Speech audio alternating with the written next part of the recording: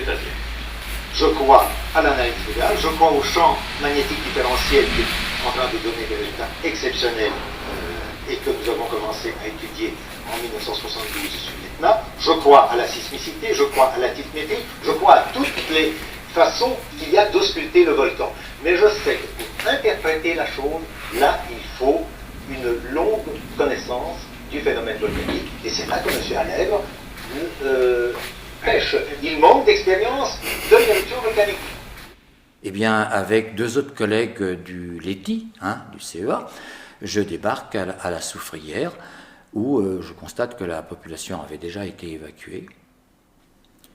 Et c'était à l'époque M. Robert Brousse qui était aux commandes, si je puis dire, nommé par le nouveau directeur de l'Institut de physique du globe de Paris, qui était donc M. Allègre.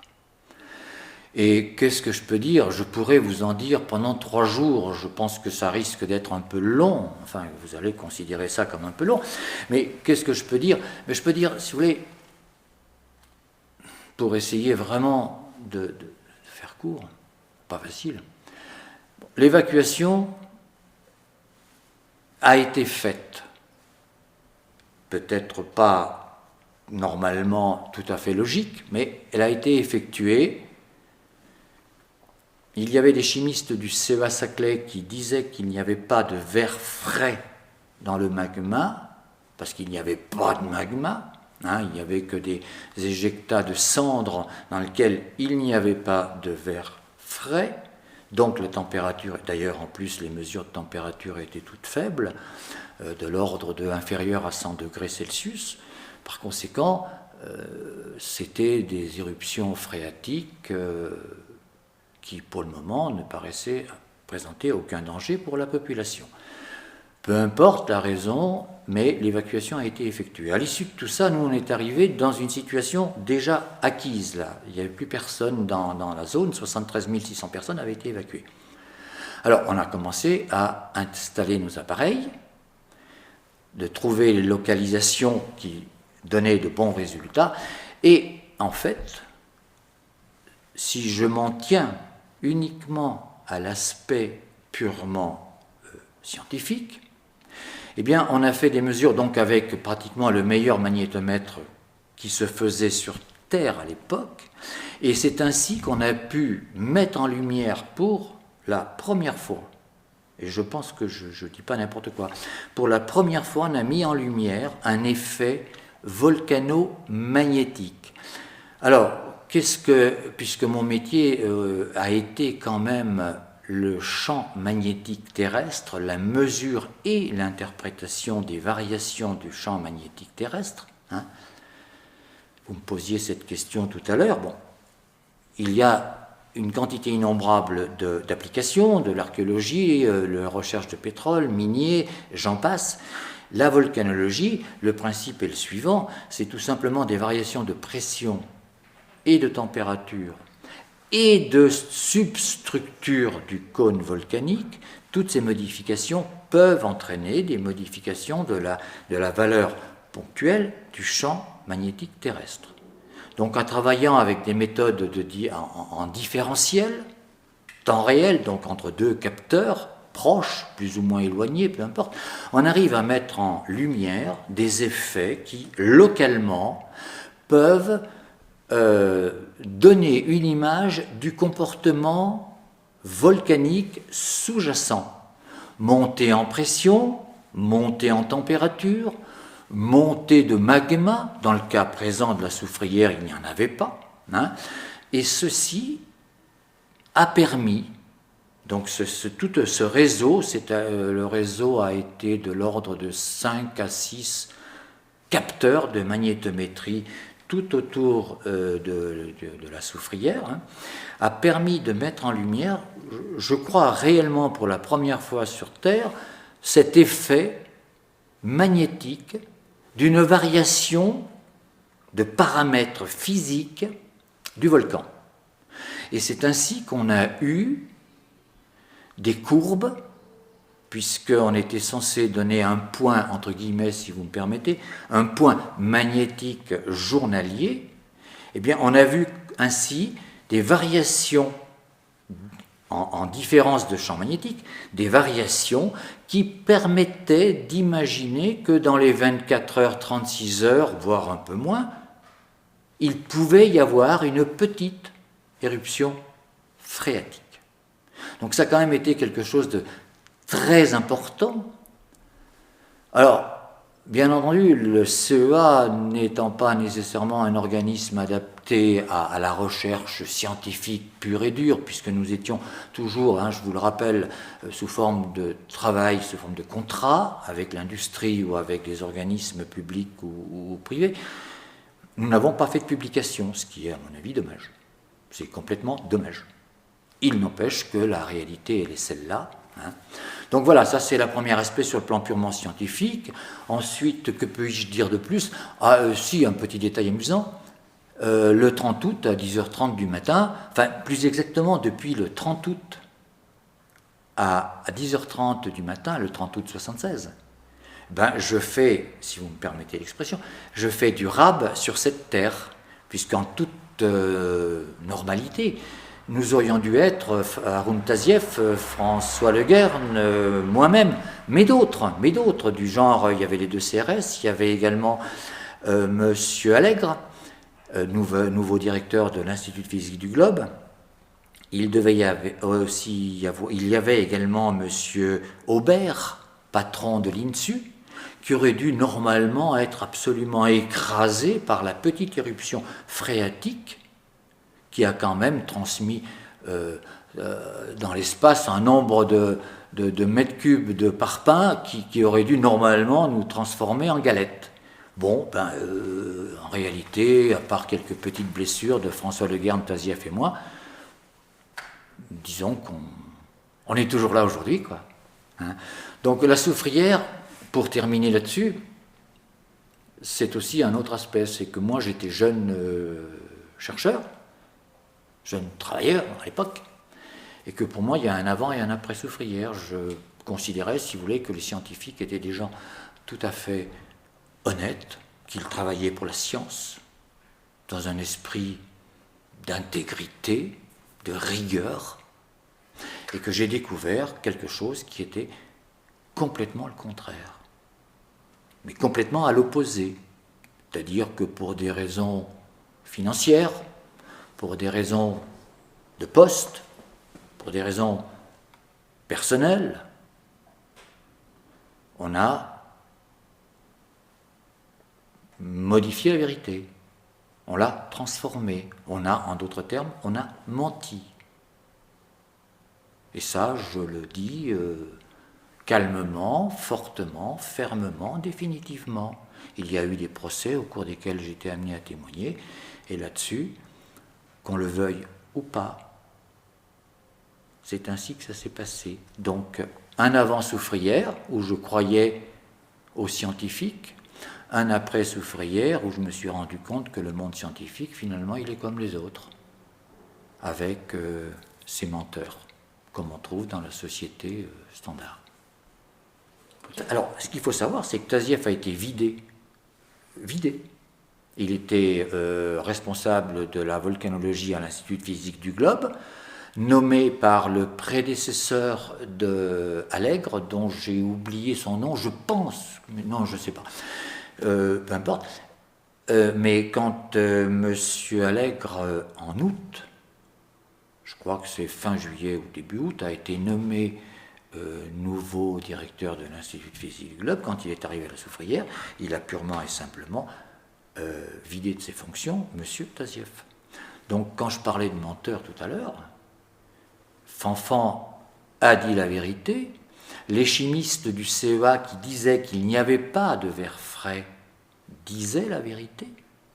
La preuve, c'est qu'ensuite il y a eu une commission internationale avec des mesures qui ont été faites en Italie, aux États-Unis, en Islande, en France. Avec en plus un aspect très important qui ne passe que très rarement, qui n'est pratiquement jamais passé dans les médias, c'est que le 30 septembre, au petit matin, lors d'une réunion scientifique comme nous en avions pratiquement tous les jours, M. Allègre, de retour de Paris, nous a annoncé, je dis bien le 30 septembre, nous a annoncé qu'effectivement, ces services avaient constaté qu'il n'y avait pas, dans les cendres émises par la soufrière, qu'il n'y avait pas de verre frais. Alors il y a un monsieur, un grand monsieur pour moi, qui s'appelle Steinmetz, qui était quelqu'un, je dis était parce que malheureusement il est décédé il n'y a pas longtemps, qui était quelqu'un qui s'occupait de sismologie et qui était à l'Institut de physique du globe, et qui était le représentant de l'Institut de physique du globe à cette époque-là, et qui était donc le responsable de l'équipe scientifique du Fort Saint-Charles, puisque nous étions cloisonnés dans un fort, pour des raisons de sécurité, mais enfin ça c'est encore une autre histoire.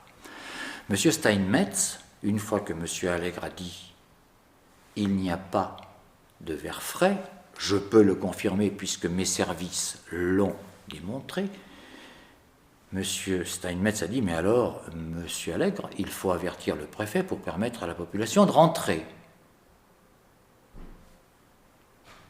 Belle réflexion. Réponse de monsieur Allègre. J'interdis à quiconque de parler de cette donnée nouvelle, de cette information. Je m'en réserve le droit, je donnerai cette information lorsque je le jugerai utile. Alors, la population a été autorisée au retour mi-décembre. Mi-décembre. Ça se passait le 30 septembre. Voilà. Et alors, si vous voulez, dans tout ça, les choses ont été réellement malhonnêtes, mais tous azimuts. Y compris, par exemple, au niveau de la préfecture. Moi, lorsque j'ai appris que l'Institut de physique du globe avait constaté que les mesures qui avaient été effectuées, les analyses, pardon, qui avaient été effectuées précédemment, étaient effectivement erronées et qu'il n'y avait pas de verre frais, donc pas de magma, eh bien, alors qu'on le savait déjà, nous qui travaillions, parce que je suis resté quand même 5 mois à la soufrière, donc nous savions par les Américains, par les Italiens, qu'il n'y avait pas de verre frais. Mais comme il fallait que l'IPG fasse sa propre démonstration, admettons, attendons qu'elle vienne. Elle est venue, à partir du moment où elle est venue, moi je me suis autorisé tout seul à dire cela aux gens du CEA Paris et à Haroun Tazieff, que je considérais comme étant le seul volcanologue digne de confiance, puisque, désolé, pour le moment il n'y en a pas d'autres. Donc j'ai téléphoné à ces gens-là dès le lendemain, en leur disant, voilà, la vérité c'est ça. Mais nous le savions, m'ont-ils dit. Je lui ai dit, oui, moi aussi. Mais n'empêche que maintenant, c'est officiel, l'Institut de physique du globe a dit qu'il n'y avait pas de verre frais. Donc, normalement, j'espère que incessamment sous peu, la population, qui a déjà tout perdu, va pouvoir rentrer. Eh bien, en fait, la population, elle est rentrée, donc entre le 30 septembre, elle est rentrée le 15 décembre, déjà. Et d'autre part, je me suis fait, mais alors, convoqué par la préfecture, puisque les téléphones étaient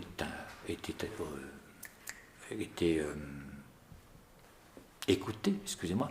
Le téléphone était écouté, mais nous le savions, la préfecture nous l'avait dit, c'était le plan Orsec. Donc bon, je considérais que c'était normal, c'était leur affaire. Bon, ils voulaient écouter ce que je disais, ça ne me posait aucun problème. Je disais la vérité. Donc j'ai été convoqué, et on m'a passé une branlée mémorable, tout simplement parce que j'avais divulgué une donnée. Je dis, mais attendez, vous plaisantez. Bon. Et puis, quelques temps après, longtemps après, il y a eu une espèce d'affaire entre M. Allègre et le préfet reprochant à M. Allègre de ne l'avoir pas tenu au courant des résultats des analyses de l'Institut de physique du globe, chose qui était complètement fausse, puisqu'il le savait, puisqu'il avait écouté ma conversation téléphonique. Donc vous voyez, la soufrière est quelque chose de complexe. C'est quelque chose où les gens ont menti, que ce soit des gens au niveau des politiques, que ce soit une certaine catégorie de gens au niveau des scientifiques.